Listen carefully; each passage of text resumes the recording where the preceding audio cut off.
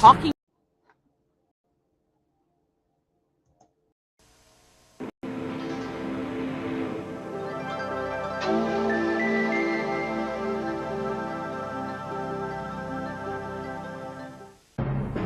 Talking Memphis Wrestling with Randy Hales is now streaming live on Fun Media at fun927.com and is always on Facebook, YouTube, X, Twitch, and at tv5wrestling.com.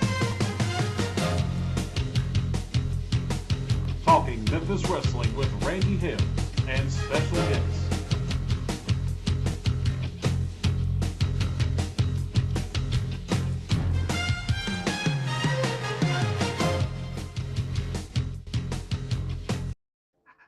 It's our first show of May. It is May the 5th, everybody. Hello to my buddy Frank Seaton, the other end of Arkansas. My buddy in Mississippi, Calvin Lindsay, the greatest producer of TV5 and Mid-South Coliseum Wrestling and Jarrett Promotions. Randy West is in the house. Thomas is in the house. And we're ready to rock and roll on this edition of Talking Memphis Wrestling. Thanks to everybody, all the girls and boys, the men and women, everybody out there that sent in so many compliments, so much feedback from last week's show as we were talking the greatest decade, and it's different for everybody. The greatest decade in Memphis wrestling, it's the 70s for me. We showed some classic stuff. We're still on the 70s, and we will certainly have great stuff today on this program. We'll do year-to-year rundown on the highlights of every year starting. We'll start in 1971. We'll get through that. We'll go through 79. We have some classic video from Channel 13 from 76, one of the greatest deals ever done between Jerry Lawler and Gorgeous George Jr. The build-up for Rocky Johnson and Jerry Lawler's match in June the 21st of 1976. But before we get into the sports report, we have 5 or 6, and Adam Dunn will go crazy on this, 5 or 6 minutes of a Dave Brown weather forecast from Channel 13. I'm really looking forward to that. We will see the 1976 Batman made an appearance on Channel 13 Wrestling. We will also see highlights of the Channel 13 Studio Wrestling Christmas special. Also today on this program, the 1977, after the split, we will see a TV match with Jerry Lawler and Paul Orndorff. We will see a confrontation between Jerry Lawler and Beverly Dundee. Again, if time, Lawler turns heel in 1979, a great promo. Valiant against a heel Tommy Rich in 1980. I'm going to skip a year. And also the Rich Valiant Mother angle from 1980. This is a loaded show. It's first take time, a loaded show, and I'm blowed up talking about it. And I will say this, we are having issues. Adam's out of town and Adam's online, but the last I heard, Adam is frozen up and can't do anything. So until Adam writes me and tells me otherwise, I'm producing this show. Hopefully he will get that figured out. First take time from Pat Trammell. Hello, everybody. Good to see you. I am really, really excited tonight because this is kind of the embryonic stage, if you will, of Memphis wrestling as we know it. The embryonic stage of the emergence of Jerry Lawler and Bill Dundee and others. And I'm really, really excited to kind of see how Memphis wrestling under the Jarrett Lawler administration starts to find its way. All right. Is that your first take of the day? That's my first take. All right. We appreciate Hey, it. Frank. Hello, everybody. We do appreciate everybody. This audience is amazing. And as we bring in for his first take after about 2 weeks absence, he's here, and I'm going to start. I might vary from his first take because I want to tell Michael St. John, the greatest of the greats, the great Michael St. John, a radio god, a wrestling announcing God, Michael St. John. But enough of that flattery and good stuff. I want to make a confession. This past Saturday, I did something that I've never done in my entire life, and I'm 64 years old. I had never watched the Kentucky Derby in my life. Never in my life. And I watched it. Main reason I watched it was because I knew Michael John. Now, I didn't think I'd see Michael St. John, but I watched it because of that, to give me something to talk about on this show. So, see, Michael, on Saturday night, I was thinking, what kind of first take do I want Michael to do, and how am I going to lead into it? I don't just show up on Tuesday evening and think about stuff I'm going to say and do. But how was your experience in the Derby? How exciting it was? And what do you think the first lady trainer to ever win the Derby? I thought great storylines. Did you and the lovely bride of yours have a wonderful time? And how many people were there with you? I think they said something about, was it 50,000 or 150,000? No, 150,000. 150,000 at Churchill Downs Saturday on a chilly day. But it was a great day. It was a great Derby, one of the most exciting in a long time. And, you know, when you think about it, and I love this take, is that 152 years since the start of something, history gets made. And this time with a woman trainer. Excuse me. I've still not got a voice from Saturday. But I've got to tell you, that was as an exciting of a moment. And I didn't see the reaction of the winning trainer until afterwards. And I got home and watched it. But in the race itself, and when they came past us, there were a thundering herd of about 6 of them collected together as they passed that 16th pole towards the finish line where we were. And it was an exciting event. And it was a lot of fun. We had a lot of fun. Melanie's almost sister, it's our first cousin, but they're like sisters. Tony and her husband went with us. And we stayed in Bardstown, which is a beautiful community. First time ever staying at a Verbo. And was knocked out of the park with it. In fact, I'd probably move into it if somebody offered it to me. But a beautiful place. We had a great time. Went down, did Maker's Mark on Friday, did the tour, dipped the bottle, did the whole 9 yards, ate at our favorite Cuban restaurant in America on Friday night. But before then, took Melanie and the crew to the place they brought us for the AT&T morning line for our Sunday cocktail party, Vernon Lanes, which is a bowling alley in Butchertown in Louisville. It is the 4th oldest still established running bowling alley in America, but it's also a neat little place, almost like a little 8 lanes of bowling, but there's like a little corner bar kind of thing where Sheriff Sims and Chuck Ellis and myself discovered the $20 shot of Pappy Van Winkle. And if you know anything about bourbon, Pappy Van Winkle is the mother church of bourbon, and their bottles normally sell, if you get it from the distributor and you're lucky, you're going to pay $150, $200 for it. But if you get it offline or you get it from a third source, it's over $1,000 a bottle. So a $20 shot means a mixed drink at a bar will cost you $16 now anyway. So for $4 more, you get the top of the chart. So we had a lot of fun with that. The girls loved the atmosphere. Kenny, Tony's husband, and I had a shot of Pappy. So that sort of made for the whole thing, and great Derby, great excitement, great fun, and history made. That to say that is just what a great story. Now the question is, do they go on? Does she take him to the Preakness? Do they go to the Belmont? The ironic thing is this year's Kentucky Derby is the only one of the Triple Crown races run at the home track, the track they run it at for the last 150 years, Churchill Downs. The Preakness in Baltimore is normally at High Hope, Pimlico Racetrack, which has been torn down. They're rebuilding it with a racino, with a casino inside. So that's not online. Hopefully it'll be back online by next May. And then the Belmont Stakes for the 3rd year in a row is at Saratoga, New York, which is a fabulous place to watch a horse race. but it will go back to Belmont Park in New York next year with that big race. You know, the racing tracks are, of course, when they can put the casinos in, they make a lot more money. So anyway, great trip. Thank you for a long first take, but thanks for leading me that direction.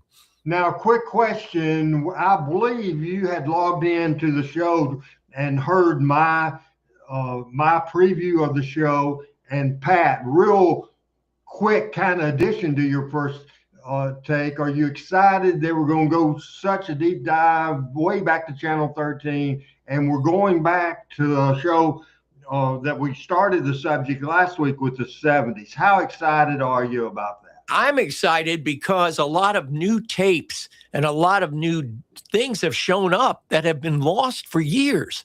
I mean, we haven't seen them. And so to see them, and I know last week I actually tuned into the show on Twitter for about 10 minutes, and you guys had a great show last week, by the way. And I mean, just to the fact that these things are really being unpacked, if you would, for the first time in probably 50 years, makes me very excited.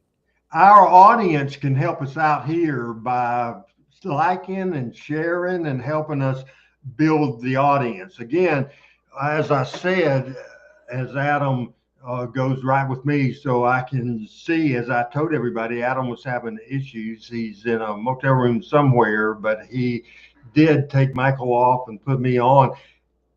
What I'm going to do, Adam, I'm talking to Adam directly. I don't know how professional that is. Adam, if you could put, because I'm going to read some information to everybody, I'm going to read it quick and kind of, I want you to just consume what I'm telling. Adam, if you could put up, as I look at my notes, if you can put up the Talking Memphis Wrestling graphic, that's where it is, man.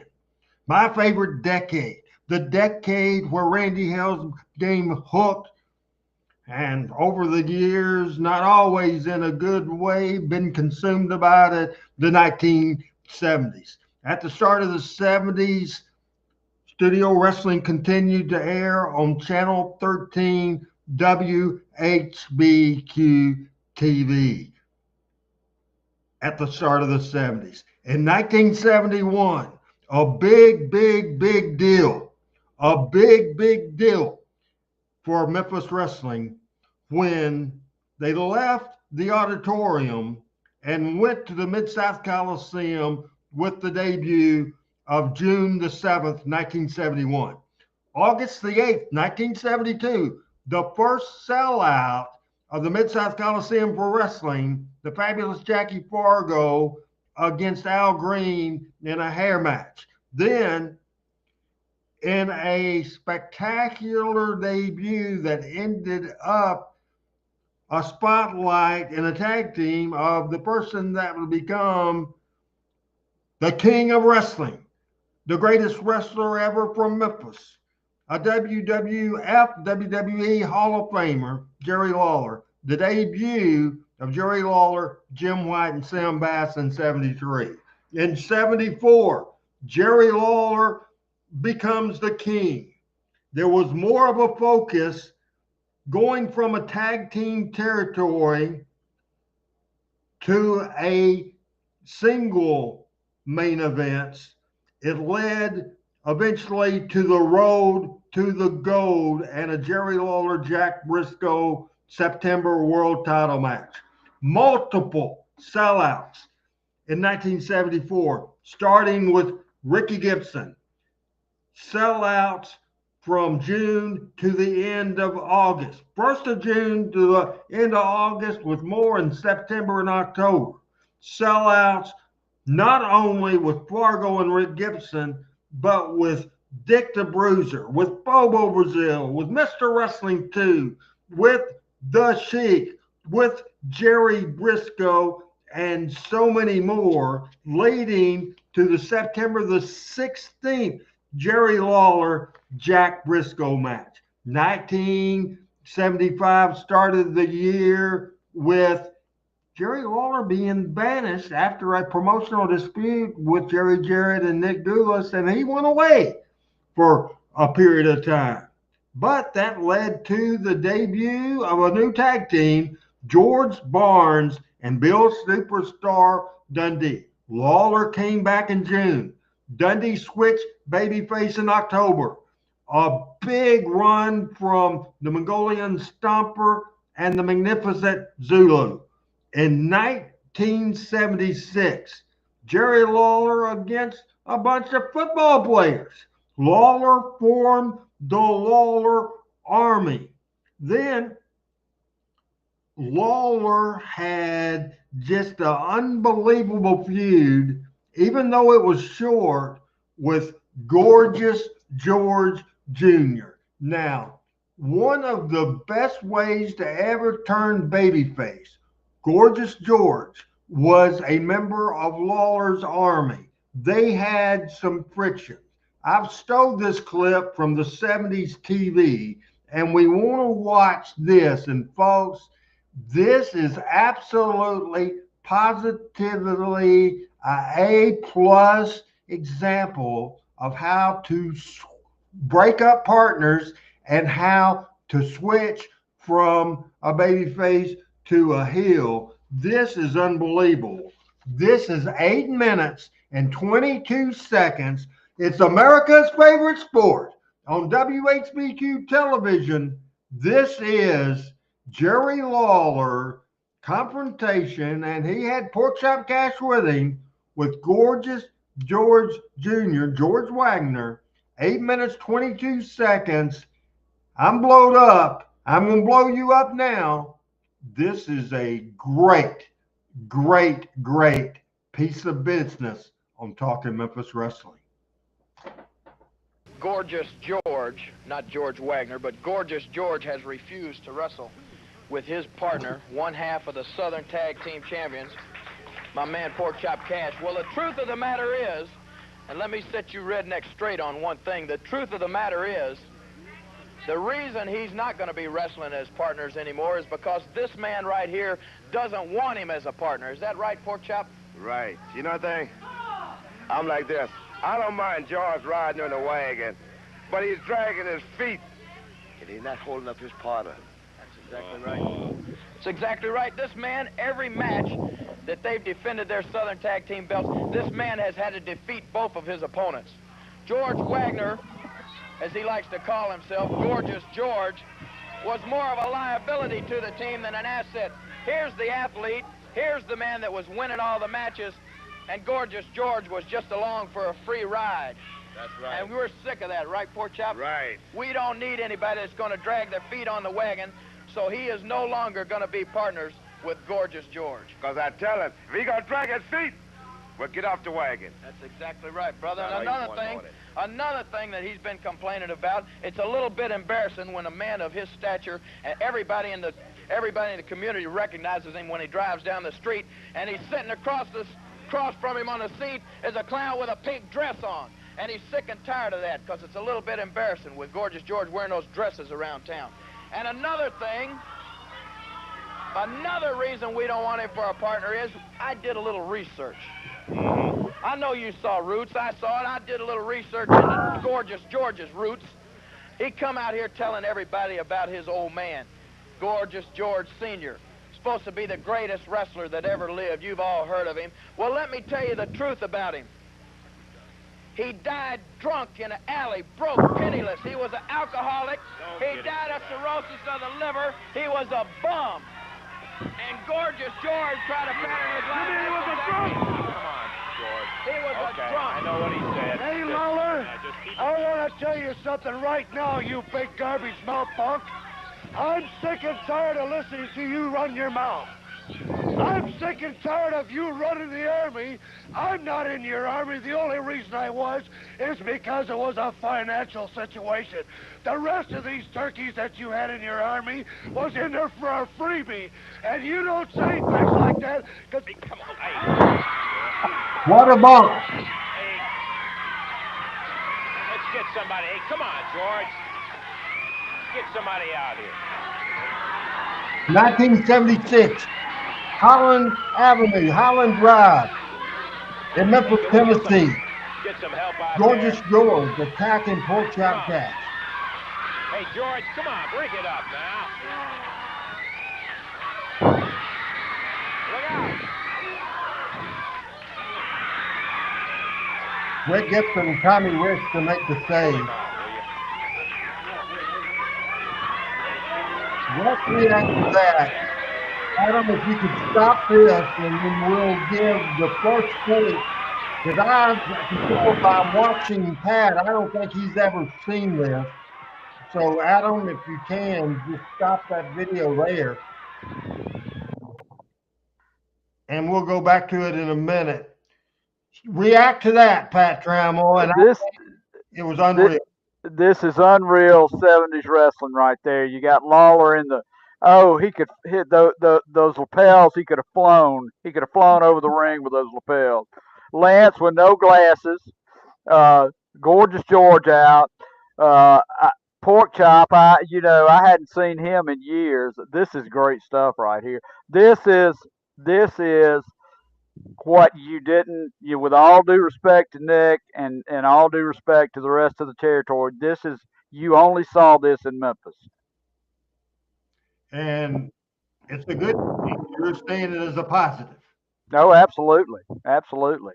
Michael St. John, going back to 1976, where were you in 76? Second question is, have you ever been to TV Channel 13 studios? And what did you think about how this was set up in 1976? Well, first of all, in this when this happened, I was in Memphis programming WMPS, and we had just put WHRK K97 on the air. It was a Saturday. It was a show. I have been to the 13. I have not been to a wrestling show there, but I've been in the studio. The thing about 13 Studio is smaller than Channel 5's. Notice the crowd. And also, they didn't do a lot to make it pretty on TV. I mean, the ring was the center of attraction. I love the blue. I've always liked the mats being darker. I've always been big about mats being darker. And I think it shows off the sport more so than a light-colored mat, and also doesn't glare off the TV. So, but the bump, and Pat, have you ever seen Lawler take a bump like that? I mean, that was athletic. Pat, no audio. Don't know why. You got it now. Okay. Repeat what you said, because no, straight over the table. Never seen before since that. Incredible. And that, I think that proves Lawler's athletic ability back in those days. And that's a great shot. That's a great shot. The other thing is, I never realized how Pork Chop Cash could sell. But did you notice how he sold like a son of a gun? The throat. Yeah. Great. And selling is a lost art, my boys. It really is. It was fantastic. Before we continue that video, I want to because Alexander Arch had mentioned something on a comment. Adam, I want you to go to the pictures. The very last one in the graphic thing is Alex went to a meet and greet the other night, and he's got an autograph from somebody, and there you go. Hey, to Alex from downtown, good-looking Bruno, and Mama says it bees that way sometimes. All right, that's. I love that picture. Bruno needs to send me one of those. I love that picture. I've got a care package for him. And I need his mailing address because I've had it for about 3 months. But I love that post. That's a great poster. And I wanted to check that in. And Alex, we appreciate you. We appreciate everybody. This show started out House of Fire. We ain't seen nothing yet. And we will go back to this deal. Remember, taking the guy that started there in the heel, then he came out because of those comments. And this, they continued. They didn't rush. They didn't rush as far as devoted plenty of TV time as we continue to watch the video from Channel 13.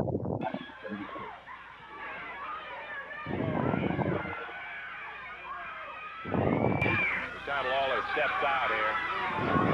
Yeah, well, if you hadn't got out here running your mouth, there wouldn't anything happen like that. Last the school mom.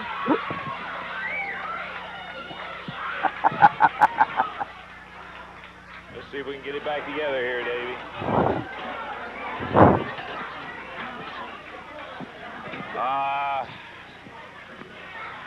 Where did they get their hairstyle?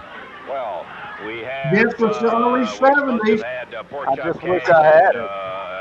George Wagner going against Johnson and Kimball. Obviously, that's over on the side is, I said Tommy Gilbert, I meant Tommy Rich, who is Bill Look at Dusty's George partner, selling really working on Pork the Chop riding Cash. crop. There you see Lawler. Look You at see the what he did? facial. He Show hit me George with that the riding eyes and the crop right in the face, too. back.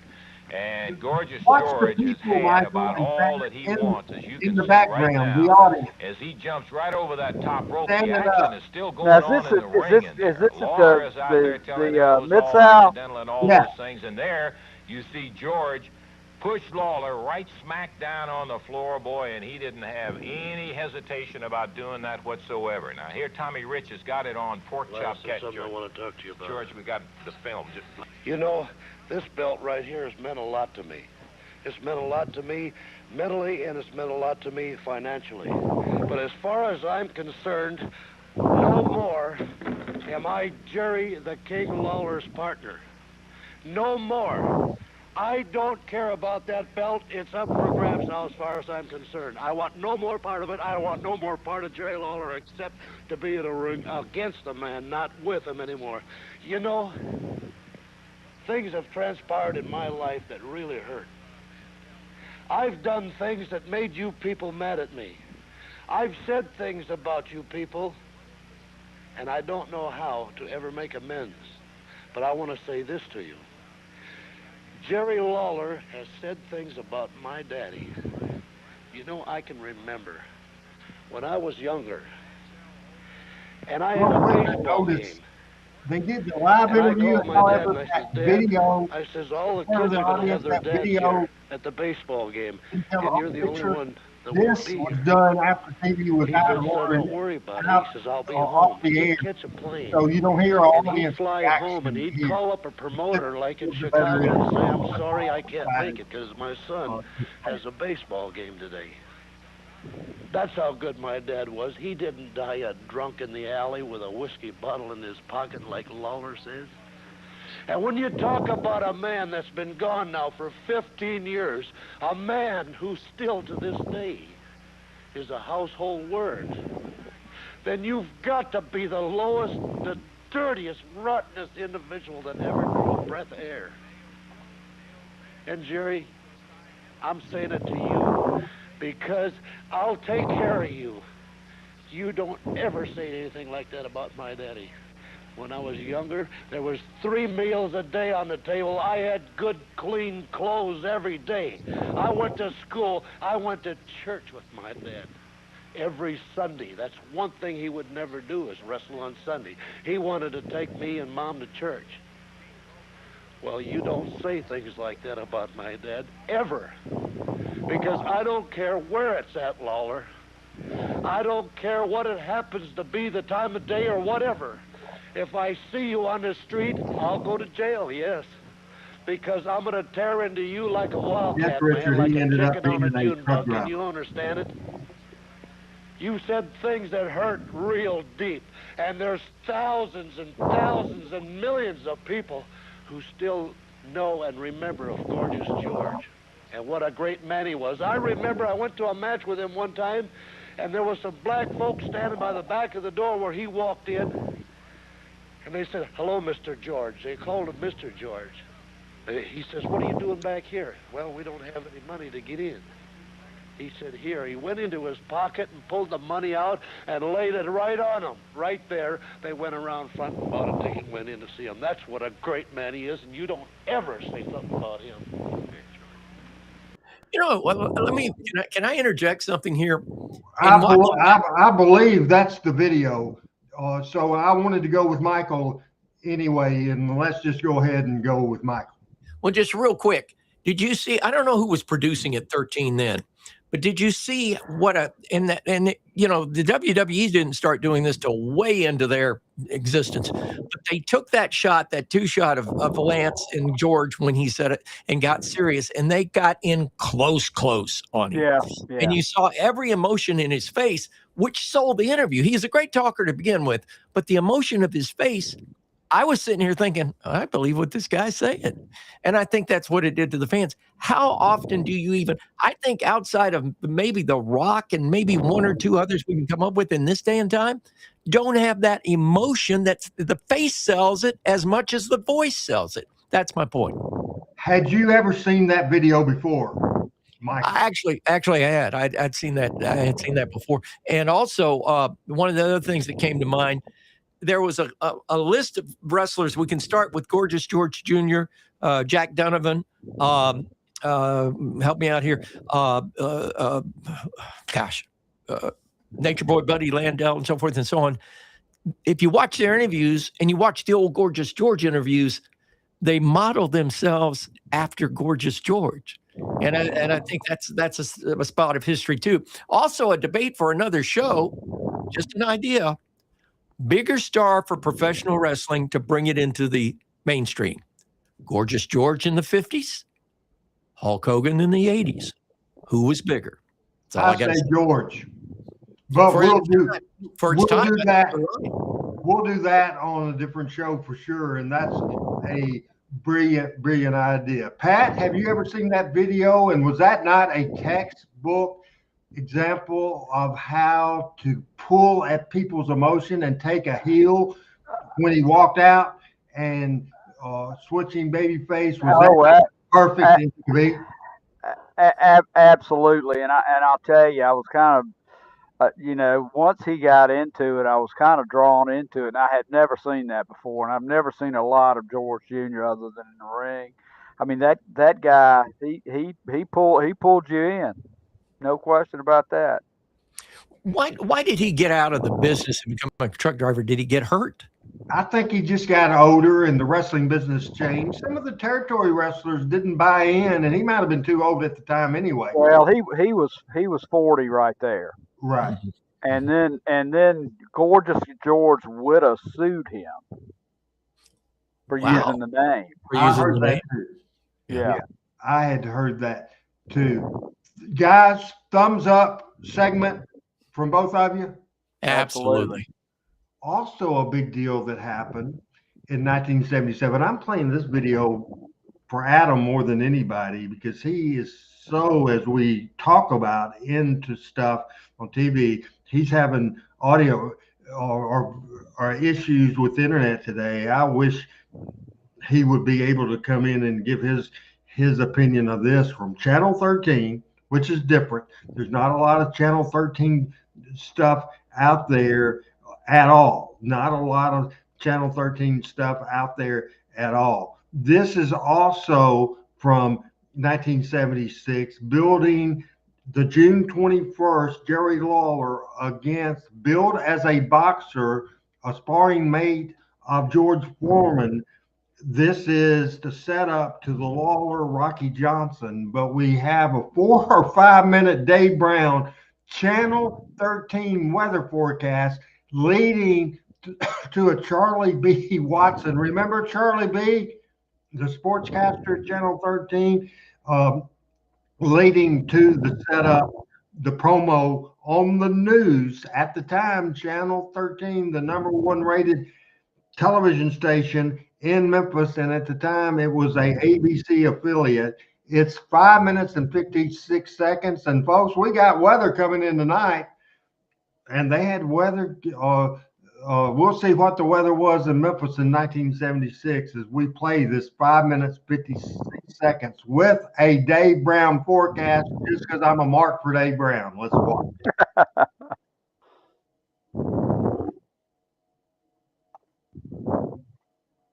The atmosphere, so we put it on here to show that it is in fact there, and it is affecting weather. Some pretty big thunderstorms happening down in northern Georgia. How about that weather, Matt? Of southeast Tennessee. Michael. Also, the effects of this thing has been old pulling green moisture screen. up from the Old green Gulf screen around it all the way back that to is Ohio, amazing. Indiana, into Illinois, and dropping Nothing down even into digital here, southeast folks. Missouri and northwestern Tennessee. Up east of Jackson, Tennessee, a few moments ago, there were reports of some pretty good thunderstorms, and it looks like this is going to be a possibility for tonight, that there will be a few thunderstorms thunderstorms in the northern portions of the Channel 13 viewing area. However, in the city at points south and west, we don't expect any problem. Just partly cloudy skies tonight, and again tomorrow partly sunny. High pressure centered over Missouri is helping out. It's helping to keep some of that activity out of here, and should be moving to the east. The low will be weakening, and by tomorrow, the entire Mid-South area ought to be in pretty good shape. Another cold front back in the Midwest. There's a low pressure center in central South Dakota. Cold front runs through that all the way back out to Nevada. Not much happening in association with this front, but we'll see on the satellite picture in just a minute. There were little thunder showers dotting the area of western Kansas feel into to western the Nebraska weather. today. Whereas today it's hot out in the desert southwest, Arizona, New Mexico. Some temperatures reaching up to around 110 degrees, and just the heat out there kind of set off. Look at his suit, Pat. Back behind the frontal system, there's high pressure, pretty good weather in the northwestern part of the country. Let's look at the satellite. Couple of interesting things on there. First, down in Tennessee and northern Georgia, Alabama border area, right through here. You can kind of see a little difference in the clouds there. Looks almost like mountains being shot. That's some of those pretty tall thunderstorms, up to 50,000 feet tall, that were rumbling through that area late this morning and early this afternoon. Some small hail was reported down in the Chattanooga area. And this low pressure area, again, we do not have it drawn in here, but it's over central Tennessee, pulling up behind this frontal system, winding down through Illinois and Indiana, and just barely kicking down into southeast Missouri and northern part of West Tennessee. That's what all this clouds is all about there, so it looks like that's what it's going to be tonight. More clouds in the northern portions of the area, and the chance for a few showers north and east of the city. Generally, though, tomorrow's skies should be partly sunny. Right now, our temperatures range from 79 in Tupelo and Parksdale and Dyersburg to a high of 82 the weather, degrees whereas in this over day in and time, Jonesboro. they got 90 seconds and you're done. Memphis. Overnight tonight, we do expect partly cloudy skies. And this was a 30-minute newscast, wasn't it? In 1976? Oh, yeah, Below 64, the wind's variable at 6. Then tomorrow, partly sunny skies, the high 85, wind southeast at about 12 miles per hour. 5-day forecast looks pretty good. We're calling for partly sunny skies, high of 85 tomorrow. On Wednesday, sunny and 88 degrees. Thursday, sunny and 90. Friday and Saturday, partly sunny each day, the high 90 on Friday, Saturday high 88, and there will be an increasing chance Friday and Saturday for the late afternoon and early evening thunder showers, even though probabilities are going to remain pretty low each day. So, can't beat that. That's right. For this time of year, everything's great. Nice weekend. I think so. You know, this is the longest day of the year. 2 day? I think so. Yes, that's right. And Arthur Ashe took This most of the play. June 21st. He sure did, Dave. He opened defense of the Wimbledon Tennis Championship today. A little bit of sport from Charlie B. Fellow American on Channel 13 Eyewitness News. Dick Stockton, Charlie Passerell, Guillermo Vilas, John Newcomb, Tom Ocker, and Adriano Panetta. Jerry Page, who won the U.S. Open yet. Jerry Lawler, the National Wrestling Alliance Southern Heavyweight Champion, and Rocky Johnson, a well-ranked boxer and former sparring partner of George Foreman, will meet at the Coliseum tonight in the wrestling card's main event. The match will be contested under a specially created set of rules involving both boxing and wrestling. WHBQ's Stu Robb helped conduct a preliminary weigh-in this afternoon here at WHBQ. Lawler tipped the scales at 225 pounds, and Johnson weighed in at 247 pounds. There will be 15 3-minute rounds with a 1-minute rest period between rounds. Johnson will be boxing wearing 8-ounce gloves, while Lawler will wrestle wearing no gloves. And from the conversation with the two contestants in our studio today, both felt confident of victory tonight. Have you made any special preparations for this match or bout? Well, yeah, I've been working over some wrestlers and letting them grab on me because he's going to be trying to catch me. And I realize he's a wrestler. If he takes me off my feet, I'm going to be in trouble. But I think I'm bigger than he is. I'm stronger than he is. And I know one thing. I can hit harder than he can. And that's exactly what I intend to do. Do you think it's going to go 15 rounds? Ain't no way in the world because I don't think he can last 15 rounds.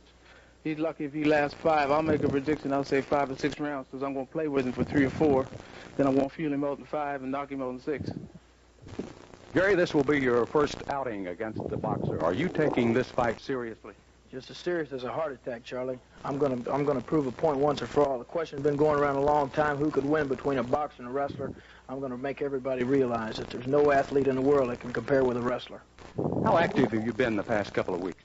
I've had several matches this past couple of weeks, and also training for the match, and I'm just looking forward to it because I heard that Johnson's been shooting his mouth off a lot, and I'm going to shut him up tonight. Johnson has been quite successful as a boxer, and he can punch, but can Jerry Lawler take a punch?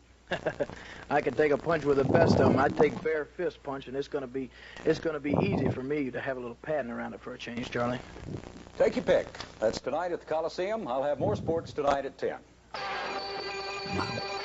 Still to come on Eyewitness News, what we think you ought to know about fire.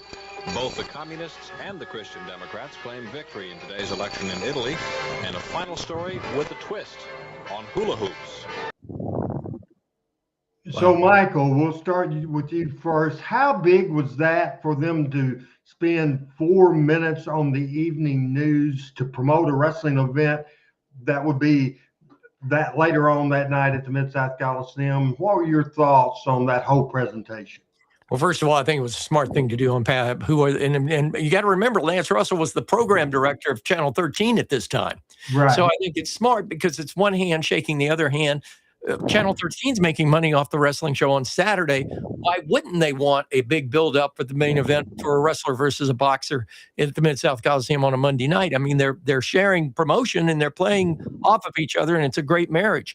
My question is this. Was this in the timeline of things, and Pat, maybe you would be a little bit more clear on this, was this before or after Ali Inoki with the boxer wrestler? I would say before, but I'm not positive. I think it's after. I do. I think this is after, but I don't know. You would have to look, and I'm sure our audience will look it up and find out when was Ali Inoki.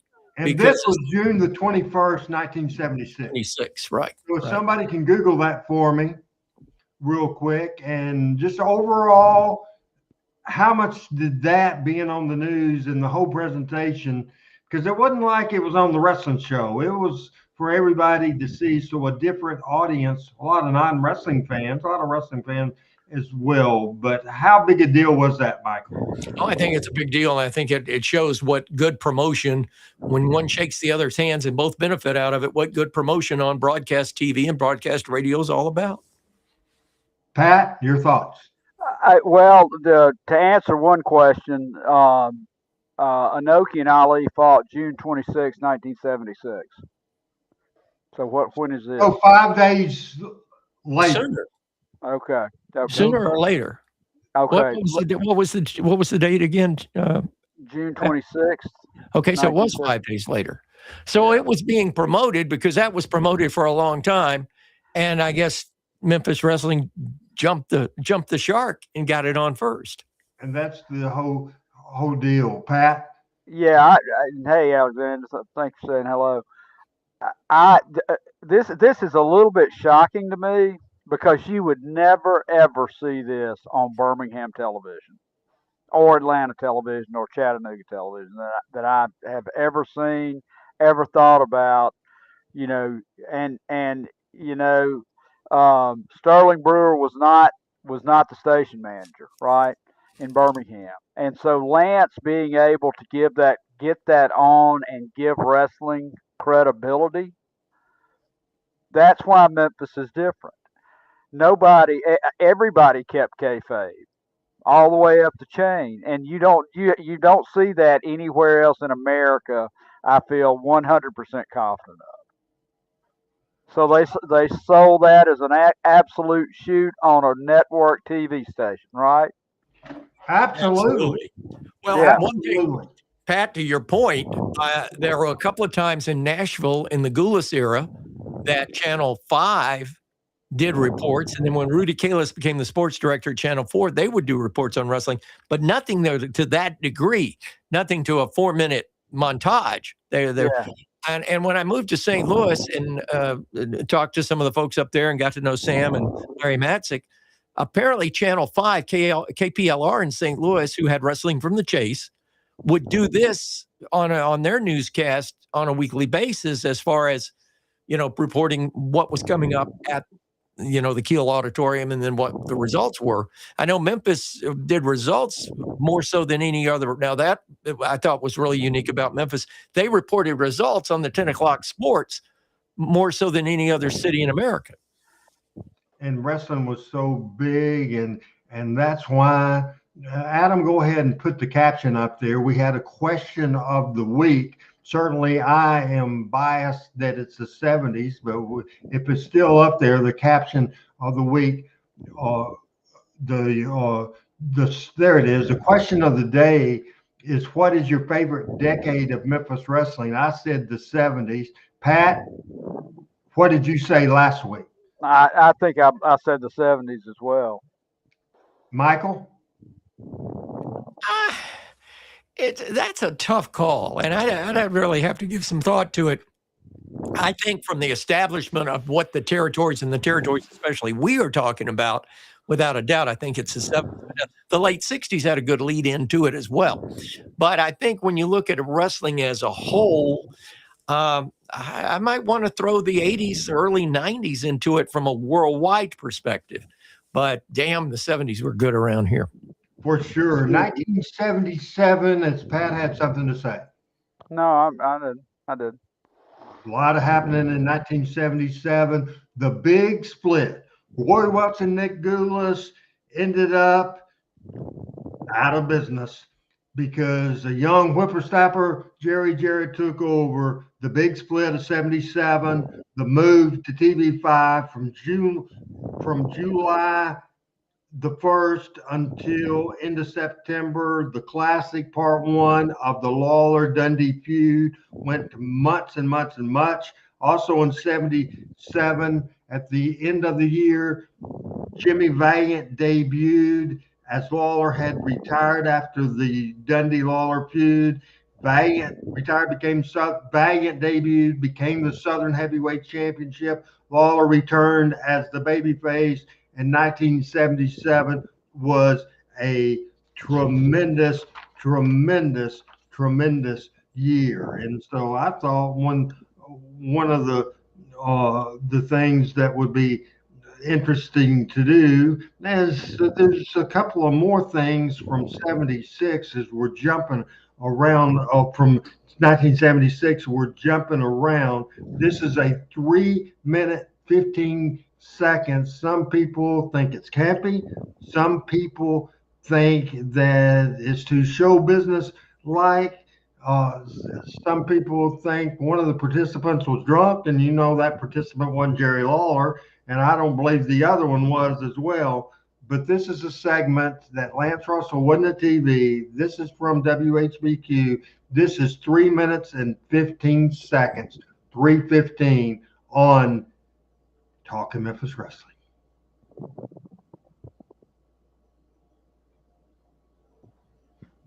And I remember one of those visitors, a very special one from Gotham City, who we'll meet in just a moment.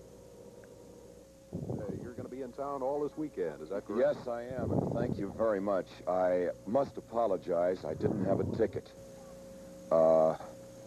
Kids, don't do as I just did. I sneaked in because I'm on a case. And I'm working undercover. That's why I'm not wearing my complete outfit. Right. I wanted to be inconspicuous. I didn't want anyone to recognize me.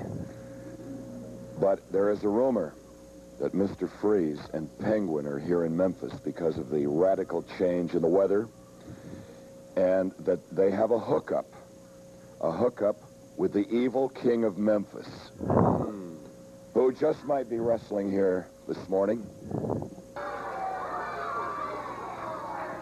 Wait a minute.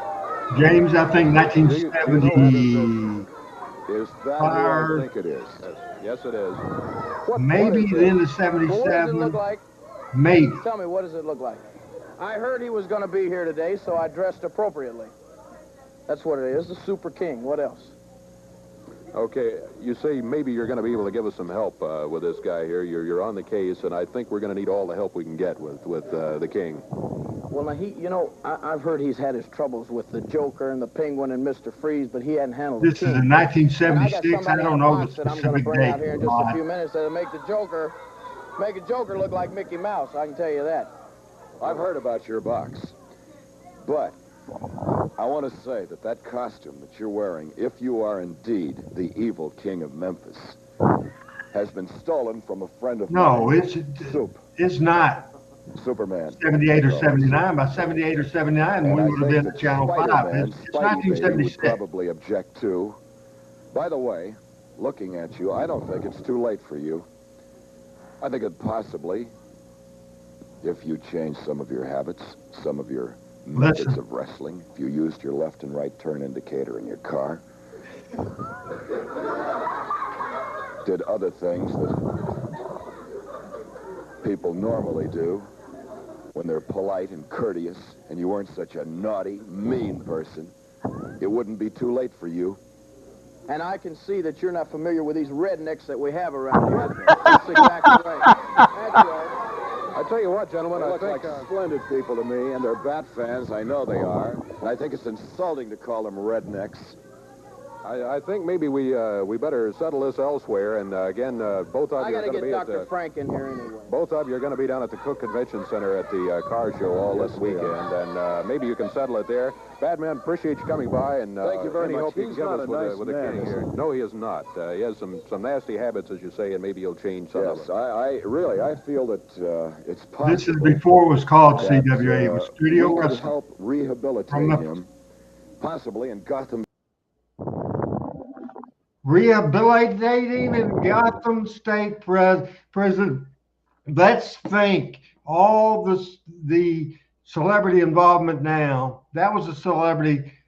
What did you think of that segment, Pat? Was that too over the top?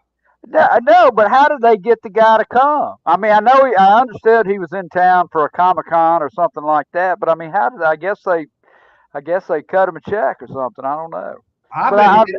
I've never seen that anywhere else. I bet he didn't get paid a dime. Mr. Coffee was involved in the wrestling promotion as a big wrestling fan from the convention center on, from the Ellis Auditorium on. He was a manager of Cook. That car show, boat show, was at Cook Convention Center, and so that was a deal where they could use the television show and they could sell it to the car show people as, hey, this is the top rated show in Memphis, and we'll plug your car show. And certainly, Lawler ate the Batman thing up. What did you think about that segment, Pat? I thought it was about as shoot as it could be. I mean, I don't know what to say. Batman comes and he's shooting on Lawler, and he's trying to straighten him out, and Lawler's sitting there being the smirky heel, if you will. So that's a prime example of that video, folks, that we just played. Pat Trammell, Michael St. John, Adam Dunn, and myself just played. Memphis was ahead of its time. So we've talked about it before, Michael. We think we all like to watch that. Your thoughts?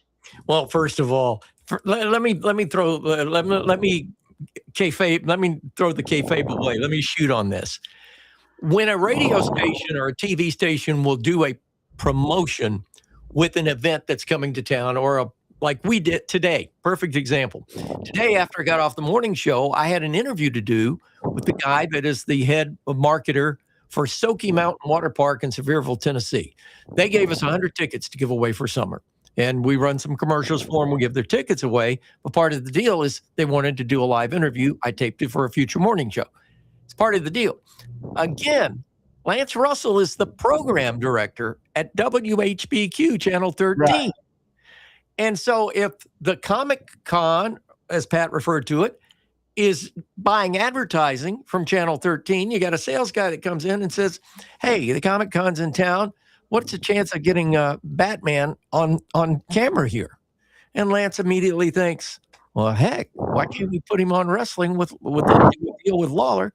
He goes to the promoter and says, we got Batman. If you want Batman, we can have him come on the wrestling show. All of a sudden, there's a segment that sells the Comic-Con, sells Batman, and sure to heck sells Jerry Lawler as a heel. Perfection. That's beauty. That's when anytime you can do a promotion where, again, both sides benefit, that's magic. Randy, was at this time were they showing, was the wrestling show on Saturday morning? Saturday morning, 11 to 12:30 on Channel 13. Okay. This was roughly 11 months before the big split. The big split happened in March of 1977. Now, to continue with and end our segment on 1976, I want to show This Memphis wrestling was so innovative, and I hadn't watched this in years. This was a deal they did in 1976. That was a Christmas special. It was a pre-taped deal. It is 14 minutes, 32 seconds. And by the way, before I get to that, D. Davis for mayor says, my first time seeing the King and Batman in the program, in a promo, and they did it right. Batman was Batman, the King, the wrestler, a gimmick shoot promo match that was great. And as somebody said, Batman didn't wrestle. It was all verbal and it made sense. Now we'll go to 14 minutes and 32 seconds. That's a long video for this show. And Michael will jump in and Pat will jump in with comments. Anytime you guys want to come out of the video and make a comment, just call for it, and Adam will make that happen. 14:32 we watch now on Talking Memphis Wrestling. Have some fun today on our special Christmas wrestling show, and we took the liberty of moving over to the living room where we could sit and share with you some of the moments of Christmas that. What kind of microphone is that, Michael? In this special. In addition to the That's an early lavalier microphone before they miniaturized them and put them on your lapel. That's definitely 70s. From the ring in their homes. Mike Duncan was kind enough to make the visit to various homes. Wow, Mike Duncan reference. That's cool. So nephew of Kristen Jarrett. Yamamoto's thoughts on Christmas shared with you. Let's go with Mike Duncan. Really good guy too. Tojo, we've talked all day long to different individuals about what Christmas means to them. You're a single man. Of course, there's no children. What does Christmas mean to Tojo Yamamoto? Well, Christmas means a lot to me. Especially I'm in the United States and I'm only the boy in the family, so my parents consider me as the baby yet, you know, because when you're far away, and if I was in Japan, I'll be enjoying my Christmas. But right now in the United States, I'm single, and during all my time of Christmas, I like to spend my time with children because I don't have any children, but see, I like to wish all the young babies very, very Merry Christmas, because see, some children can have a happy Christmas and some children cannot have a Christmas because they don't have parents and some difficulties. But I tell you what, I want to thank all the Memphis fans and also the St. Jude Hospital for the children and also for the Cripple Hospital for the children. I want to wish all the children a Merry Christmas and a Happy New Year. Okay, Tojo, there are an awful lot of fans of yours in Memphis. You got anything you'd like to say to them in particular? Yes, I want to say to all my Memphis fans that since I came to the United States and I wrestled in Memphis and they backed me up 100% till the time I came to Memphis till now, and I want to wish the Memphis fan, all wrestling Memphis fan, a Merry Christmas and a Happy New Year. In Japanese, they say, Omedetou gozaimasu. Merry Christmas and Omedetou gozaimasu. Thank you very much, Tojo. I think I can safely speak for all the fans around this area, Tojo. They wish you a Merry Christmas, too. Tojo Yamamoto and his thoughts of Christmas. So, there's Jerry Lawler. There's a guy that Lawler knows very well, as a matter of fact. He is relatively new to the area, but not new to the sports world. We're talking about a gentleman that came up from Houston, Texas, Rocky Johnson, with his wife, Ada, and his son, Dewey. Rocky Johnson and his family. Rocky, it's nice to be here and be able to visit with you and your family. Thank you, Mike. That's The Rock, ladies and gentlemen. I'd like to introduce That's you to The my Rock. Ada. This is my son, Dewey. Rocky, Christmas has a special meaning to everybody. Could you tell me just exactly what all it means to you? Well, it's very special to me because I get a chance to be home with my family. Mike, you know, I'm on the road probably 350 or 60 days a year. I'm all over the country, and I can come home and enjoy it with my family. I really look forward to Christmas. Christmas is very special to me and my family both. I can understand that. I imagine it is good having Rocky here with you. Dewey, I bet you can't wait to open up that package, can you? What? You want to open your Christmas present? Yeah, Christmas. Well, I'm amazing. sure all the fans in Memphis would like to wish you a very Merry Christmas. And is there anything you'd like to say? Yeah, Mike, Rock wish wore you, our you know, skirt to the Memphis Met is not a Gala long way last from night in New home. York People in City. Memphis are fantastic. Really? So I just want to take this opportunity to wish them all Yeah. a Merry Christmas He and said, Happy New real Year. men can I'm wear definitely gonna be skirts, looking forward which to was an seeing them interesting quote this for a Monday guy night. that's Thank you, now Rocky, the for letting us head of visit the your home. WWE, or owns the Rocky WWE part of it. Johnson, a super athlete, I'll tell you for a fact. Former professional boxer now, a great professional wrestler, and delighted to see Rocky with his family. He has said Memphis is his home away from home. Rocky, a Houston, Texas boy, and we're glad to have him up in this area. And a Merry Christmas to Rocky and his entire family from all the fans also. One of the guys that I know that a lot of you girls are interested in finding about his Christmas is Billy Superstar Dundee.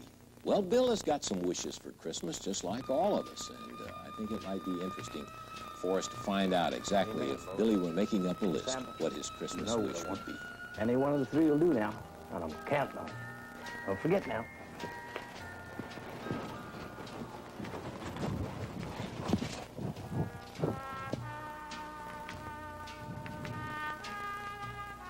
This is a little campy.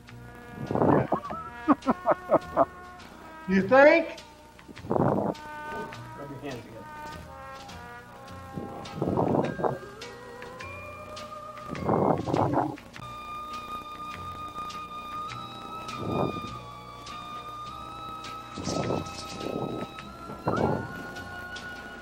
Boy, Dundee looks young there. Christmas of 76. Hey! That was the future Miss Bobby Eaton. That was Donna Dundee Eaton that came out of the box. Show in Studio Wrestling, having kind of our Christmas wrestling special here. The regular wrestling will be in the Coliseum on Monday night, and I did want to give you the full card. The box office will be open all day on Monday, and quite a card indeed. There's several different and unusual matches on there. Opening up at 8 o'clock will be Nick Adams, and he'll be going against Tough Pork Chop Cash. Pork Chop Cash and Nick Adams for openers. A big tag match with Jim Dillon and Don Bass teaming together, and Rick Gibson will be teaming up with Bearcat Brown to go against Dillon and Don Bass. Then, a most unusual match, and I always get a kick out of seeing the big 7-foot-plus, 600-pound-plus Gentleman Ben, the wrestling bear. This has got to be, and we've seen a lot of wrestling bears in 21 years of wrestling commentary, the greatest I've ever seen. Never seen a bear that could go with the mares and the throws and the pins and everything else. And none other than a future champion, according to General Lawler, Private Buddy Diamond will be in there against Gentleman Ben. For you folks who have seen him, you'll be there. And you folks that haven't, you got to see the gentleman who has never been beaten when it comes to wrestling. Texas Tornado Death Match follows that. Got to be one of the most dangerous kind. A big match, too. David Schultz and Dutchman Mantell will be in there. The Dutchman will be going with David Schultz against Billy Superstar Dundee and Tommy Gilbert. Now, this is where falls don't count. It is a battle to the finish till one of them cannot continue and answer the bell. And, well, I think a lot of you folks around here know the story of Texas Tornado Death Match. We had one that went to about 1 o'clock in the morning, and it's going to be some kind of a battle. Schultz, Mantell, Dundee, Gilbert. Then, in a return tag match, once again, Jerry Lawler is going to be teaming up with a Mongolian Stomper, and they will be going against Rocky Johnson and the fabulous Jackie Fargo. Now, the one thing about this one, no time limit, no disqualification. There won't be any bout stopping in there or anything like that. There's going to be a winner in there, so it should be a big, big night, Monday night at the Coliseum, and the Coliseum will be open all day on Monday for advance ticket sales. Oh, well, one of the fellas that I know that it would not be complete if we had a Christmas show and visited some of the wrestlers without having him on, and the very specially interest that he has. And the folks around Memphis, of course, is the fabulous Jackie Fargo. We don't get to see as much of Jackie as we would like to, but we do get to see him at this Christmas time. Mike, that was Dundee's daughter, Donna, who later married I've got the Christmas spirit. Bobby Eaton. This Christmas morning, I tell you, I'm just I'll be darned, same living room that Bill Dundee has. Something to Right. Isn't that I'd a like to coincidence? take time and wish each and every one of you in Memphis and all the surrounding a very happy and a very Merry Christmas. And Not only this year, but all the years in the past. You've been so wonderful to me. I've wrestled there in Memphis for like 12, 15 years, and I've been very successful. And I owe it all to the fine folks there, and it's certainly a pleasure to get the opportunity to wish you this Merry Christmas. And I certainly hope that you do have a very Merry Christmas. And remember, believe in Santa Claus. I still do, and you kids be sure and do that too. I have with me, I'm a bachelor, and my daughter's up from California visiting with me, little Jackie May. Some of you might remember there years ago when she was just a little girl in California. We're going to have a Merry Christmas, aren't we, darling? You sure are. This is a sweet little girl. She's in California now, but she's going to be with me over the holidays. But we're certainly looking forward to a very Merry Christmas, and I certainly want to wish each and every one of you a very, very Merry Christmas and a very Happy New Year's, all except you, Lawler. Bah humbug. Come on, Jackie, is that really the Christmas spirit now? What is that? I understand that at least he does think about Santa Claus. As a matter of fact, he does more than just think about Santa Claus. He actually sits down and takes pen in hand sometimes. Well, it's Christmas time again. Here I am writing to you. I've been a good boy all year long. He scratched that out. Well, anyway, what I want this Christmas is a really good wrestling partner. Somebody really strong, big, mean, and tough. Somebody really unbeatable. Thanks a lot, King. That's good.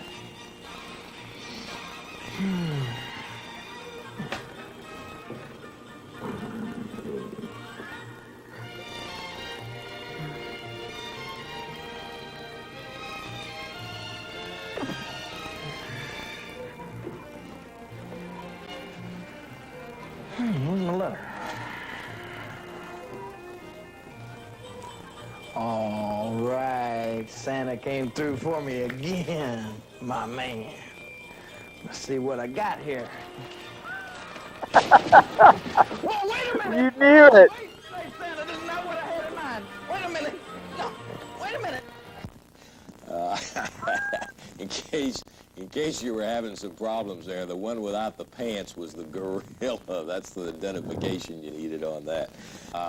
One person in our Wrestling Christmas special that wanted to take a particular opportunity to say hello to all of the folks in this area is promoter Nick Goulas. We've been associated for quite some time, and Nick would like to take this opportunity to express his Christmas wishes to you. Good morning, everybody. A lot of you fans that don't know me, I am Nick Goulas, promoter for wrestling here at the Mid-South Coliseum for the matches every Monday night. The reason I want to take this opportunity to wish each and every one of you people here in the Memphis area and the surrounding part of the country a very Merry Christmas and a prosperous New Year. I want all you fans to know that y'all have made Memphis one of the greatest wrestling towns in the world. And I mean by that, it is the greatest wrestling city in the world, including New York City and Chicago. Mike, it was a real life view that time. Memphis has drawn every city in the world because it outdraws everything. Because of you people supporting wrestling, and we're bringing the world's greatest wrestlers here to Memphis, that's why Memphis is one of the greatest wrestling towns in the world. A lot of this credit goes to WHBQ-TV, Lance Russell, Dave Brown, Bubba Bland. Santa Claus in there. I want to get him in here right Cut now Nick off. because I have been looking forward to the special Christmas show so that we get Jerry Lawler You don't in have to it. get up, Lance. Just keep your seat. I really didn't have any intention of getting up. I just wanted you to come in here, and I want you to take the opportunity, Jerry, enough of this stuff, and say Merry Christmas to everybody out here. That's what I want. That's what you brought me out here for? Yeah, this is well, our I can Christmas leave then special. because I'm not here to wish anybody a Merry Christmas. I don't have anything to be merry about. You saw me ask for my crown. I still don't have my crown. I got a crown and a belt to get back. Okay. And I'm here today to wrestle. You don't have a ring set up.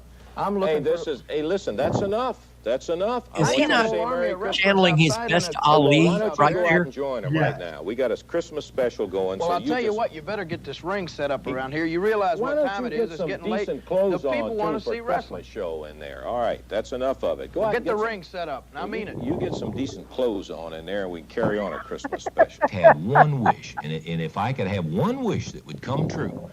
Watch this. Thank you very much there, Davey. We're going to be back in just a little bit with some more. All right, really good... Banana, now, hold it up here now. I got something here we I go. want to say to you. Wait a Put minute, that Lawler. microphone over here now. Wait a minute. Don't give me any of that stuff, Banana Nose. I want that microphone over here because I got something to say. Well, wait a minute, All Lawler. you people have been... Now, listen. I have listened to you tell these lies about me and all of these things. And that is the video that was absolutely sensational. And that was the 1976 Christmas. That was just unbelievable. We'll start with you, Pat. In Birmingham, did you ever see a Christmas show in Birmingham wrestling? And have you ever seen, I'm sure you have, I'm sure we've showed some of it before, not that much. What did you think? I've seen pieces of it, and I do remember Nick coming on and wishing everybody a Merry Christmas, but nothing like going through the roster or anything like that. That was good stuff. I would have loved to have seen the match with, who was it, Lawler and Archie Goldie against Rocky Johnson and somebody. Tommy Gilbert, wasn't it? Tommy Rich, maybe. I mean, Tommy Rich. Yeah, I would have loved to have seen that match. Michael, what did you think? And were you a part of any wrestling television shows along those lines?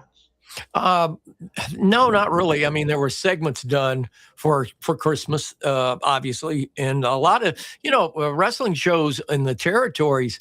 Christmas night was a big wrestling night because people would have already done the thing with the family, that eating a big meal, whatever. And at night, they're like, we got nothing to do. Big wrestling match. So Christmas night, I know Nashville ran Christmas quite a bit on Christmas night. And so, that was a big take. But no, I'd never. The great thing about that show, and we've seen it before on this program, is that it was entertaining. I mean, it was a little campy. It was a little funny. It was a little serious. It was very entertaining. Absolutely. Talking Memphis wrestling. We are still talking about the 70s. We'll probably talk about the 70s next week because I don't think we'll get through all this. It's time for part one of our photos of the week. And Adam, we're looking at toward the top, maybe two graphics after the second Talking Memphis Wrestling graphic. It is 5573. We're doing this in two segments. So Adam, if you can go ahead and push up 5573 if you can't do it. And Adam having some production difficulties today. He's in a hotel, and I don't even know where 5573, and it looks like Adam can't find that, and he did find that, and we'll go with Michael St. John. Tojo Yamamoto and Big Bad John. That's a great picture of both of them. And Tojo in great shape, and of course, Big Bad John. What is it? The bicentennial baby. Great picture. Yeah. Pat? Good to see Tojo smiling like that. I like that. Next picture. This is from 1974. This is Thomas Marlin in referee gear. This is not from 74. This was for the Southern title, Lawler and Jack Briscoe in 1977. Michael, this is Jerry Lawler, Tommy Marlin, and Jack Briscoe. Your thoughts? Great shot of Lawler getting out of the way of Briscoe. I want to say I was on Tommy Marlin Highway the other day, coming back from Kentucky, the Thomas Marlin Highway in Sumner County, Tennessee. Pat? Briscoe and Lawler, when Briscoe was world champion, was a great, great match. We showed that a couple of months ago, no doubt about it. Next picture on Talking Memphis Wrestling. How about this one, Pat? The Fabulous One, Tojo, and Jerry Jarrett, a young Jerry Jarrett. The little man, there's three baby faces there. Which one of those three men, Michael, do you think the teenage wrestling fans, the girls, the teenage wrestling fans, who do you think they'd like out of the three of these guys, Michael? Out of that picture, it's definitely Jerry Jarrett. But at one time, Fargo had a big following with the ladies. No doubt about it. Next picture is kind of a neat little graphic I wanted to show you right now. And this is Wrestling Legends. And this is a list of AWA World Heavyweight Champions. This says at the top left, Pat O'Connor, longtime champion and owner, Vern Gagne, Gene Kiniski, Mr. M, who I don't have a clue who he is, The Crusher, Fritz Von Erich, Mad Dog Vachon, Mighty Igor, Dick the Bruiser, Dr. X, the great Nick Bockwinkel, who won the title in 1975, German Otto Wanz, Japanese hero Jumbo Tsuruta, Rick Martel, Stan Hansen. We have Kurt Hennig, Jerry Lawler, Larry Zbyszko, Mr. Saito, all these former AWA World Heavyweight Champion. Again, at the bottom is Kurt Hennig, Jerry Lawler, Larry Zbyszko, and Mr. Saito. As we lose the graphic there, comments about AWA champions Pat Trammell. Some I recognize, some obviously it looks like that's in chronological order. Obviously, I never saw. I've seen Vern Gagne do some. I've seen Vern Gagne on film. A lot of those guys I've never seen. But as you get to the bottom, best one of those, Nick Bockwinkel. Without a doubt. Can we get that graphic back up again for a second? Yeah, let's see if Adam is still with us. If not, I can do it. And Adam is still around, thank God. Go ahead, Michael. My point being, you look at the early days and right about to the time of Bockwinkel, but from like Jumbo Tsuruta on, look at all those players or all those wrestlers that went on to the WWE. That when Vern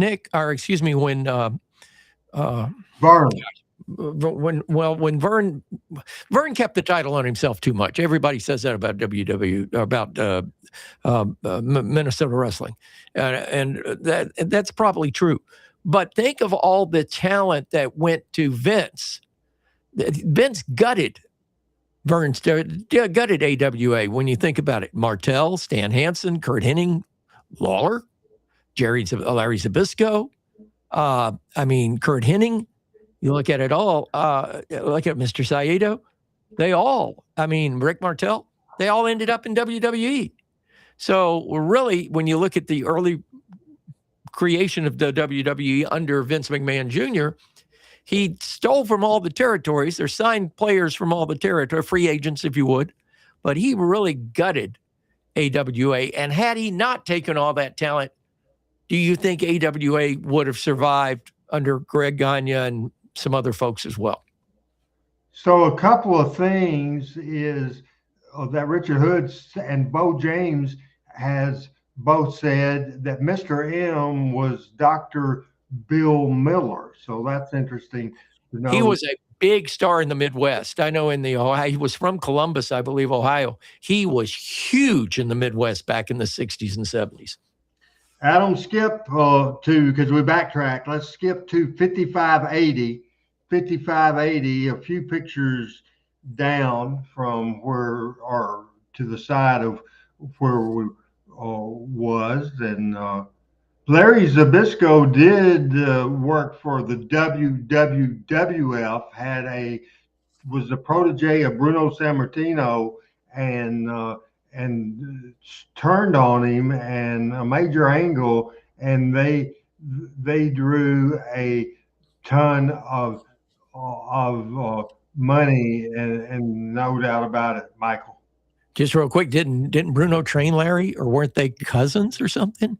I don't know if they were cousins, but he did train him to be a wrestler. Yeah, no doubt about it. This next picture is something I don't remember, guys. Pat, do you? Mongolian Stomper being managed by Big Al Green. I don't know. I don't remember that. I know. What year do you think that was? I would guess maybe 75 or 76. Do you have any idea, Michael? No, I would have it. My dating would be a little bit later than that, maybe, but I would say late 70s, mid to late 70s. Yeah.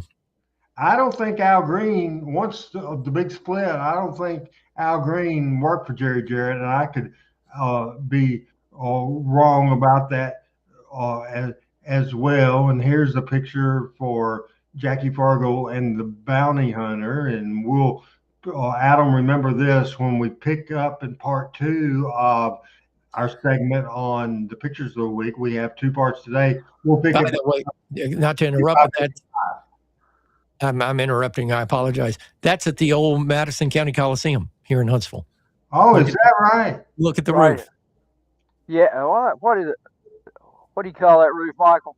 It's like a like they did with the military. It was a like a Quonset hut. Quonset hut. Yeah.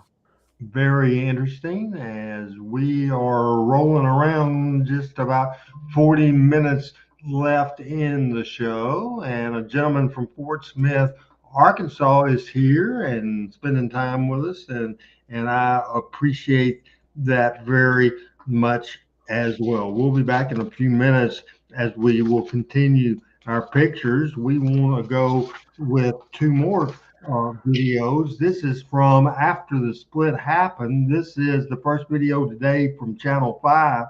This is started off as the Jerry Lawler and Jimmy Hart was hosting a Legend of Memphis Wrestling segment.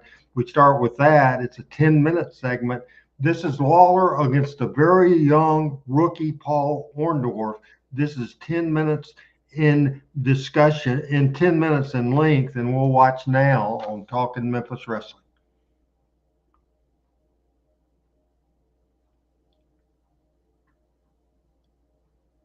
Again, as Adam is in a motel room somewhere, and I don't know when he's on or when he's off, a 10-minute segment, and I apologize for that. And Adam apparently is having issues in finding it, and so I will find it myself. And now we will watch Lawler and Paul Orndorff on Talking Memphis Wrestling.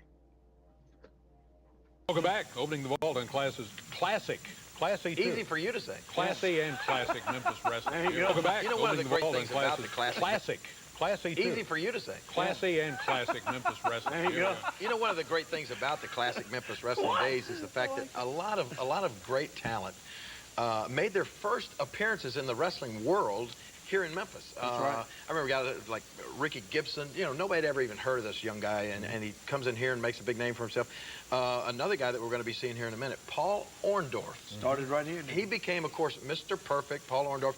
Big, huge mega star, but he That's wrong. Matches right here in Memphis, and he was very impressive even in those days. He was. Wasn't Mr. Perfect. He had very athletic No, look. that was Kurt Hennig. And looked like he could come in and pretty well clean out. Hart will correct. Jimmy, athletic He was feet. Mr. Wonderful. What? Yes. Is that Corey? when Mr. Wonderful found out that you called him Mr. Perfect instead of Mr. Wonderful, you're going to be in a lot of trouble. Oh, you're right. Mr. Perfect was Kurt Hennig. I'm sorry. It was Mr. Wonderful. Mr. Wonderful, that's right. Golly. How's Even he the gonna king find makes out? a Jimmy mistake. Hart will tell him. That's how he'll You find know out. I will. Oh, yeah, right. He's I way bet down. you're going to call him. Yeah, he's weighing wherever. And I'm going to talk to him later on today. Well, first, before we call him, why don't we take a little look at him in action? Correct. This was a match between myself and Mr. Wonderful before he was so wonderful, and this footage will prove that. Beautiful. Being perfect, too. Yeah. It's okay with everybody, right? I checked. The promoter said if Paul Orndorff is the one to decide. That's Lance Russell and Clay Conrad in the early days of Channel 5 Wrestling, Michael. Okay. Then this was right after Lance got there. Idiot. And let me show all you rednecks out there what wrestling is all about. I'm going to show you how long it takes to beat Channel somebody 5, when somebody's Michael, really help trying me to with beat this. them. So you just keep your eyes Richard glued on says this. this, and we'll let you comment. He says Randy wrestling on Channel 5 looks better than Channel 13. Your comment. No, I agree with him, but it even got better than this. This is one of the early weeks. The curtains, they moved the curtains behind the entire crowd. And if you notice, there's a lot more people on the far side of the ring on the camera shot than there was at Channel 13. The studio was a lot bigger at 5 than it was at 13. Thing that I question about Paul, he is young. Lawler, Pat, have you ever seen this match from 1977? I have not. Just finished the match. Lawler takes him out and over the shoulder and down. There's that big knee drop right across the what appeared to be the throat to me. Count of one. And Orndorff kicks his way out. Lawler thought he had himself a less than a 1-minute win over Paul Orndorff. And Paul's saying something to referee Paul Morton. Orndorff circling him. He wasn't the least bit afraid to climb right in there with Lawler. I'm not certain of the wisdom of doing it. But Lawler back on the ropes. The referee calls for a clean break, and he gets one. Don't tell me you're complaining about that little tap as he pushed himself away, Lawler. Standing side headlock. It always got me when Lawler in his early days would wrestle chewing gum. Right. Mr. Lawler not doing too well as a teacher. He was going to teach Appreciate everybody watching, talking Memphis Wrestling on behalf of Adam, Michael, and Pat. We appreciate you guys. Instead of trying to put on a show and impress the girls, as Lawler put it, Orndorff showing him while he And Pat, before we go on, let me say I'm very proud of that hat you're wearing. That's my favorite Alabama logo. Mine too. Absolutely. Jerry Lawler, though, has tremendous stamina. We've said that 1,000 times, but it's true. Now, this is the rookie year of Paul Orndorff. Man, he can go, Michael. Did you see him pick him up? Very strong, very strong. Lawler molded about his Notice that Lance isn't letting Clay say a lot. A beautiful move and a display of strength that this Orndorff has. At this time, Lance knew the day would be saved in just a couple of weeks when Dave would return. Or debut on Channel 5. Catches him. And it Referee Paul Morton, Pat. Yep. Lawler consulting with his ringside The bald eagle. attendant, Mickey Poole. He's probably saying, get the car warmed up. This guy's tougher than I thought. Paul Orndorff staying in. You notice that crouch. Orndorff stays low, ready to move. Lawler now drops on him. Yeah, I'm very impressed. A rookie year wrestler is doing fantastic.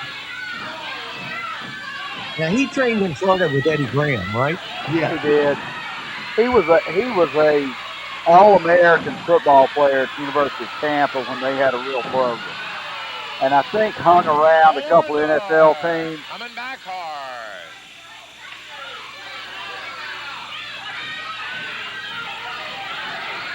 If Paul can just stay away from a mistake that many young wrestlers make, and that is thinking that he's got Lawler and leaving himself wide open, and on the break, Lawler tapped him, and Orndorff right back, out of way.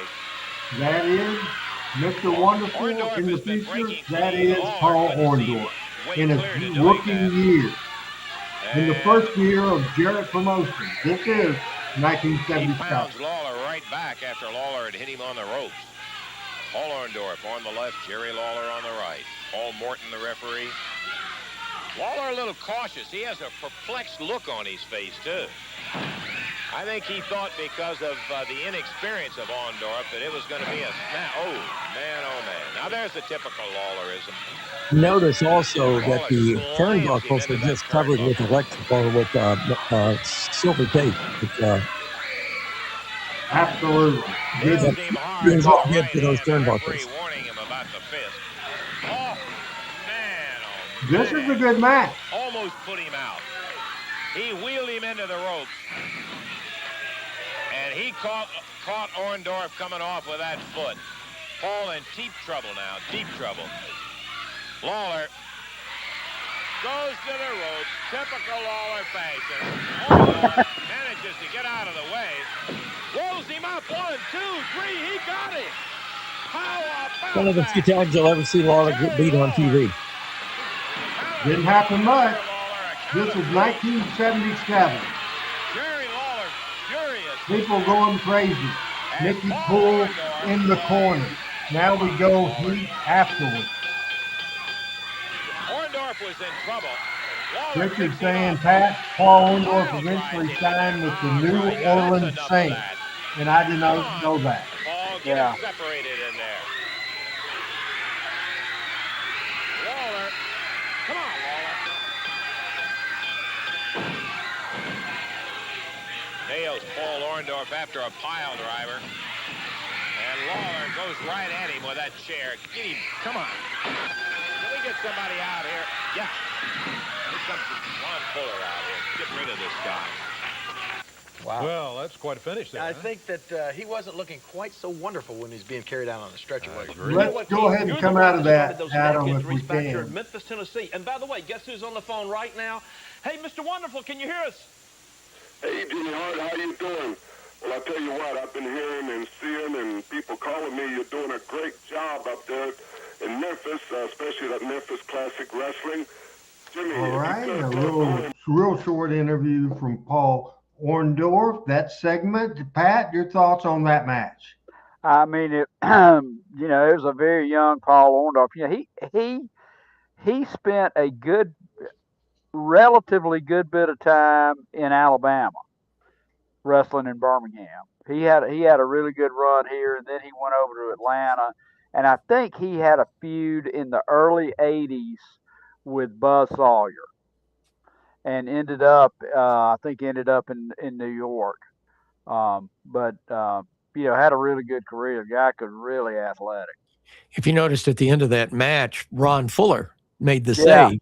Well, then Ron Fuller took over Continental in an agreement with Jerry Jarrett.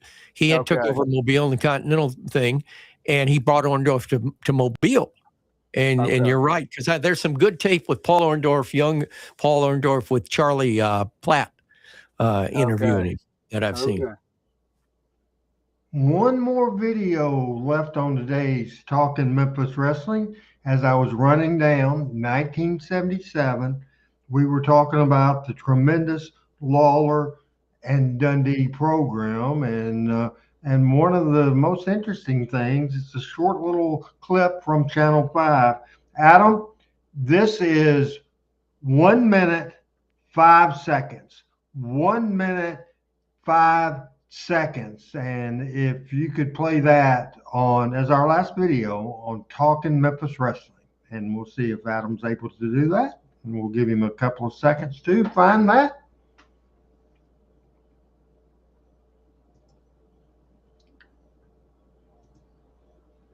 So now I will see if I can find it. This is quick. Don't. Pressure was on him, like I said. The pressure was on Dundee so bad.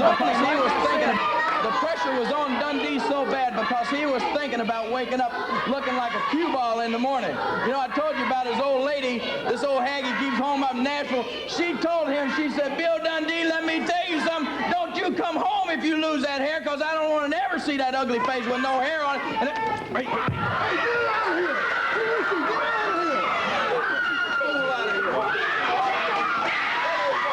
Hey, Dundee's old lady right there. Look at that. Dundee's old lady. Look at that fool.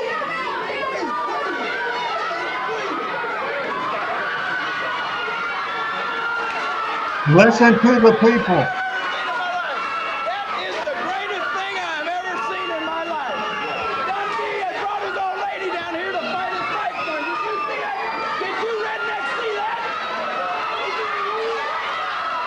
Now, is that the greatest thing you've ever?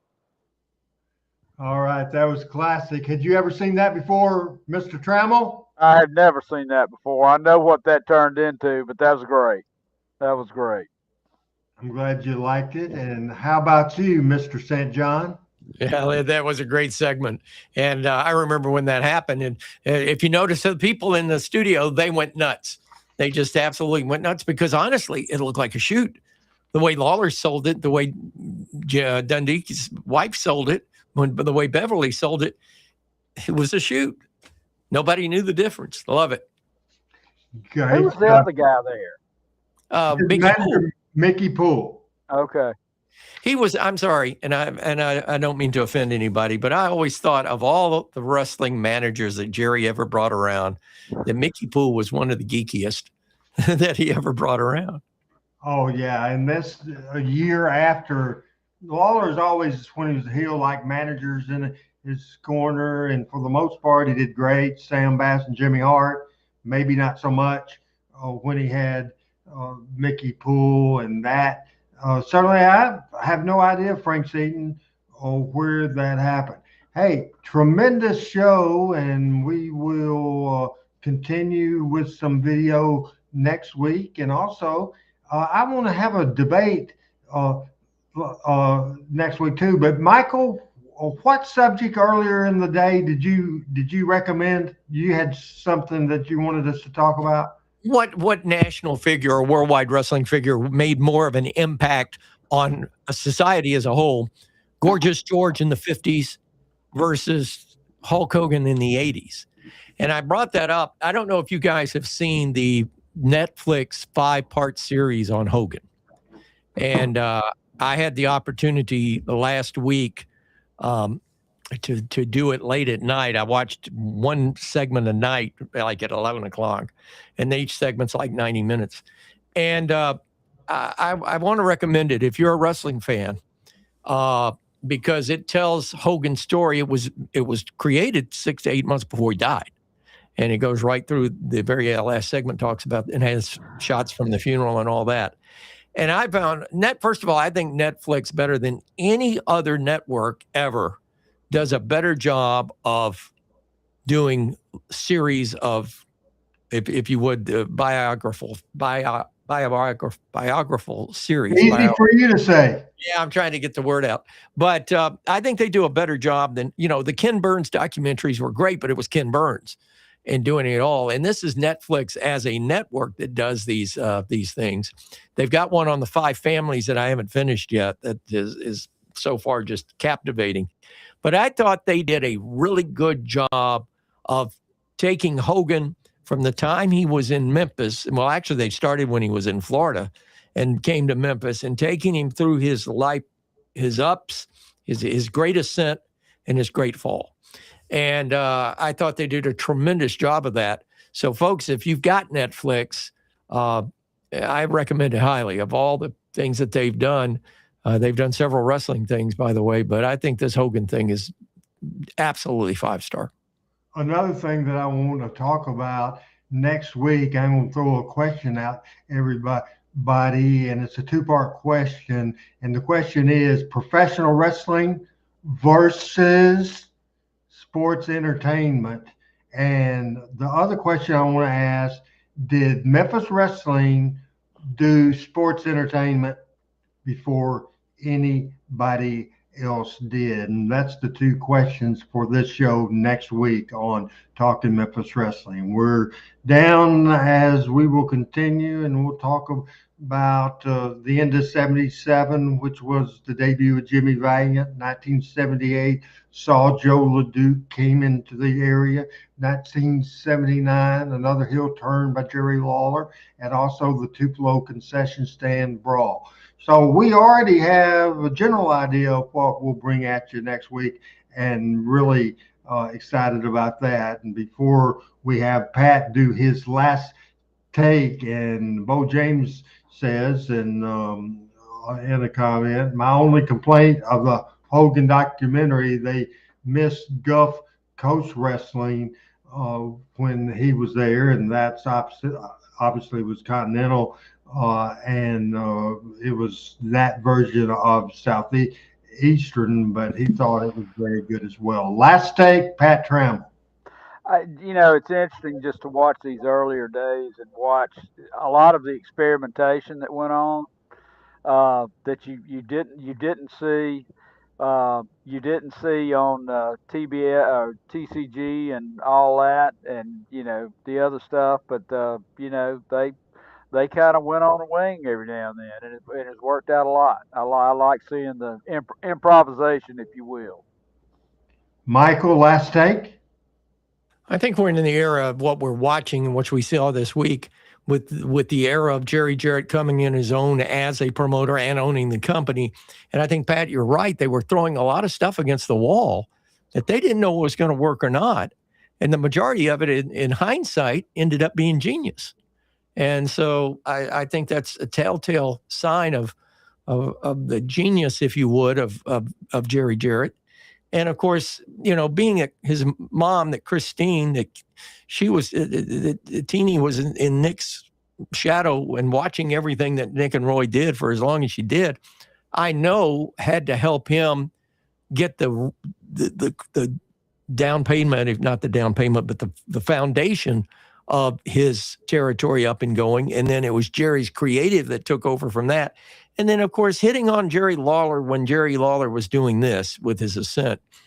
I mean, when you look back, it was a perfect storm for wrestling to become the big sport. And I say that, and I know we'll have the debate next week, but I say that in great sincerity, the big professional sport of Memphis, Tennessee, and the Memphis territory. Absolutely, for sure. One quick answer, Pat, and I'll ask this. As we watch Channel 13 stuff earlier on and watch early days of Channel 5 wrestling, did you see much difference? Well, I saw, a little bit. It seemed to be in 13. It was a little more scattered. Kind of found its own in the 5 studio to me. Michael? Yeah, I mean the cosmetics of it was different, but I think what happened when Jerry Jarrett took over, he wanted to make that big blast. He wanted to make that big explosion. He wanted to come on hard, and he did. And I think that was playing right into the Memphis audience and right into TV with Lance and then Dave coming over. It was just, again, I'm going to repeat what I said, a perfect storm. And I think he was a genius to do it. As this is one of the times I wish Adam, because he likes talking about TV stuff, and so I see Adam doesn't have his camera on and having trouble with his thing. I would love, maybe we can do it next week, Adam to do his comparison on Channel 13. They basically got the ball running, and then they took it to another level for sure on that. Guys, this has been fun tonight. Hell of a show, don't you think? I enjoyed it. I like the young stuff. The Three Musketeers are back together again. It's great. Great seeing Pat. Great seeing you. I had a couple of busy weeks here, but now we're back into the swing of things. I will, on a personal note, make 2 things public. First of all, the baby, our granddaughter, which was due on May 28th, has now been moved up 10 days. So we're about 10 days away from Melanie's, bless her heart, she's so excited. And she's getting her granddaughter. And she's already bought more horsey stuff than you'll ever want to have for a baby. But that was good. And I also want to say a big thank you. I had a lot of fun and a lot of good times talking to people over the last few weeks. And, Bo's show is starting to take off a little bit here in Huntsville. I'm hearing people talk. And Michael was doing his last take, and he went away. He just went out of here. And Pat, I'm trying to give him a situation and congratulations on the grandbaby coming up. And it doesn't look to me like Michael is able to get back on here. But Pat, up to, except for the issue we had with Adam having technical issues and Michael doing his great thing at the end, and that went away. And so we ended a little rocky, but it was a hell of a show. Great show. Enjoyed having everybody together and all our friends on the air making comments. Bo, good to hear from you, and know you're doing great up in the Huntsville area, and look forward to getting up there and seeing you soon. And here's Michael back. Michael, you went away. Then he went away again. You went away again. Let me get you back on.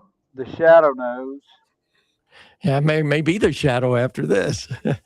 But no, I just was just saying, and thank you for echoing that, Pat, that, I think there's a place in the business right now. I think because of the ticket prices, because of wrestling being absent out of the smaller towns and the mid-sized cities, except for a big event, I think there is plans and room for local television to bring local shows in that will draw some money and make some money for the TV stations. And I think we're seeing a big test of that right here in the Tennessee Valley. Absolutely. I couldn't be more excited. A few weeks ago, we had Bo on when you guys were not on with us, and we will hope to have Bo back, and he give us Southern States Wrestling's update coming up there. And Canadian Skeptical says, Michael, it looks like you have AOL dial-up. I don't think that's the case. Do you? I have no telly. Call it Go Speed Network. It's No Speed Network here. and it used to be a local telephone company. They were bought out 3 times. They're owned out a company in Maine right now. And the only places they have outside of the states of New York, Maine, and New Hampshire are one little cell over in Missouri in Jefferson City, which, by the way, Learfield has to fight through, and Arab, Alabama. And so we have got help coming. And there's a new telephone company that's about to make a debut here before the end of the year, and I'm going to be the first customer, I can assure you. Very good. For Adam Dunn, our great producer, for Mr. Pat Trammell in Birmingham, Alabama.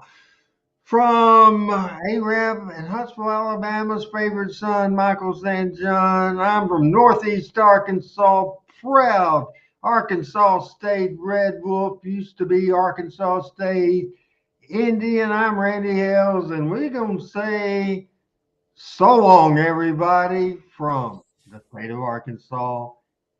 Alabama will be with you again next Tuesday.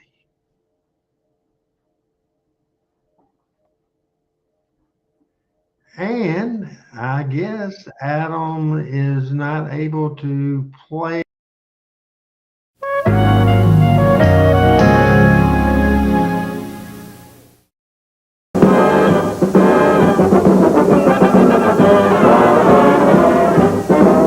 You'll see America's favorite sport on WHBQ television.